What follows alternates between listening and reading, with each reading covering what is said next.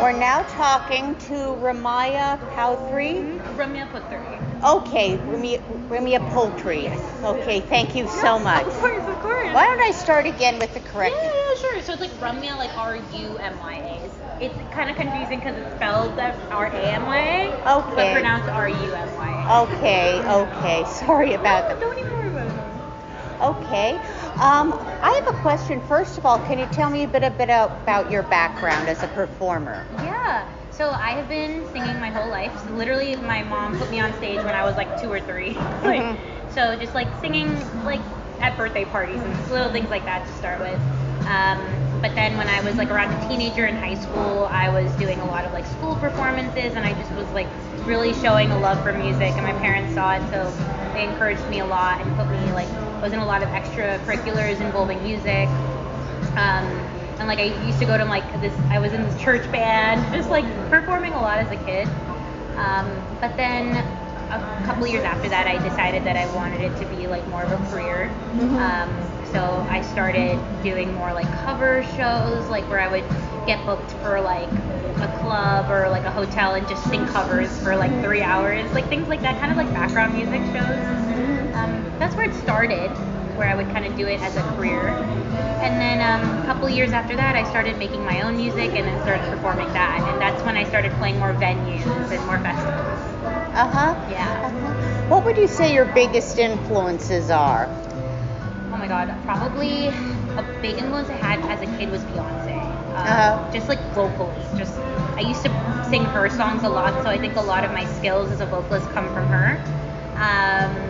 And then probably later on in life, I had a whole phase with like bands like Paramore and My Chemical Romance when I was like a kid. And now as an adult, I would say my influences are more like R&B artists like Daniel Caesar, SZA, Jhené Aiko, Helena Braz. Those artists I think I really look up to them.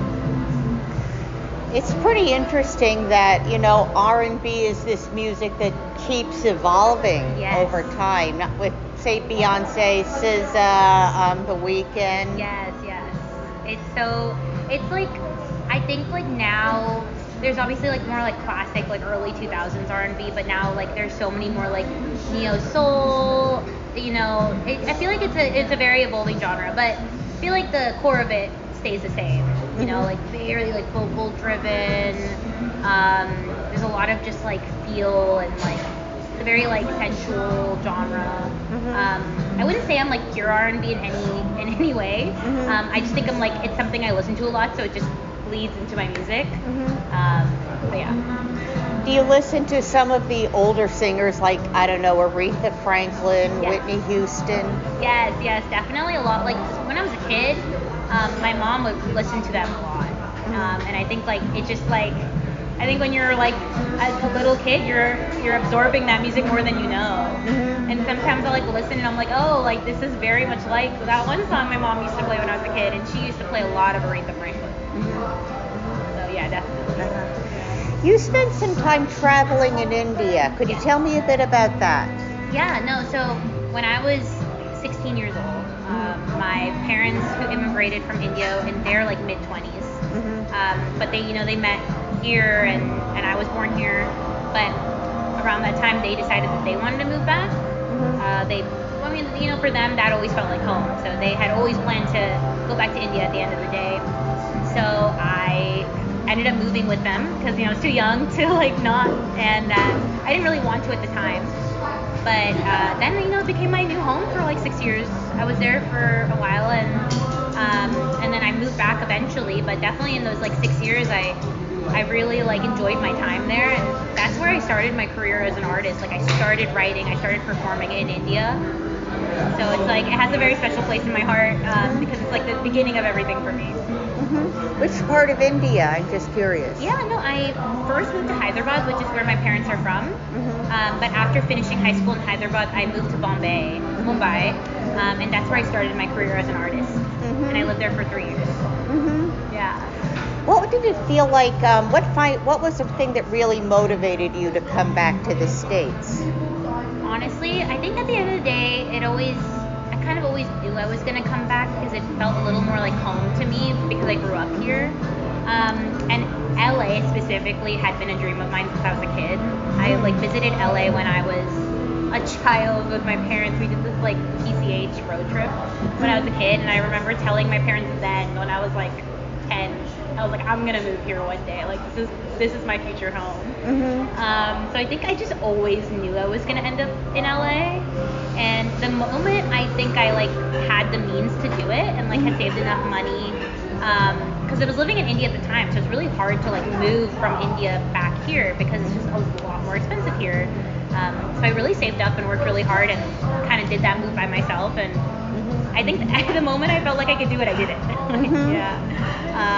And now I've been in LA for 3 years, so yeah. How did your parents feel about that decision? They at first were supportive, but I think they were scared for me. And it was mostly just coming from a place where there were no artists in the family that were doing it as a career. So they just didn't know what it meant. Like they didn't have an example of someone being successful in music. They didn't know what that life looked like for me. And so they were just like, why don't you go to college and get a degree in like engineering or something, and it could be your backup. And they were just like wanting a good life for me. But once I showed them that you can have a great life through music, even before you blow up and get big as an artist, there's so many artists that are kind of like in the middle tier of it, where you have the fans, but you're not like, I don't know, you're not like Sabrina Carpenter yet, but you can still live a really comfortable, great life. And I think once I saw that was possible, they were so supportive, and to this day they're really proud of me. I think they just like are protective as parents are, and I kind of just had to prove to them like, look, I'm living a great life, I'm paying my rent, I'm paying my bills, I'm not like that.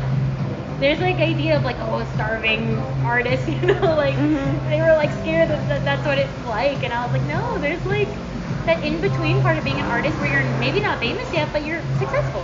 Yeah, so that's, once they saw that, they are so happy that I chose to pursue this. I'm wondering, in LA, were you affected by like the forest fires at all? Luckily, I was not. I don't live in the like Pasadena or the Palisades, so it didn't affect me in the sense that the place, my apartment that I live in, is intact. It did affect me, I guess, in the way that, you know, obviously it was a very anxious thing that happened. Everyone in LA was very worried that, you know, you're going to bed, you don't know if the fire is going to be in your backyard when you wake up, you know. It was a little bit of a financial hit. Obviously, there was a lot of things that were planned that month in LA that got canceled. But other than that, I'm really blessed. Like, nothing happened. I had a place to go to. I had support. So it was maybe like a scary time, but it didn't affect me as much as it affected a lot of other people. So it was really like, I know so many people who lost their homes. And that's one of the hardest things that can happen. In that sense, yeah, it was just maybe an anxiety-inducing experience.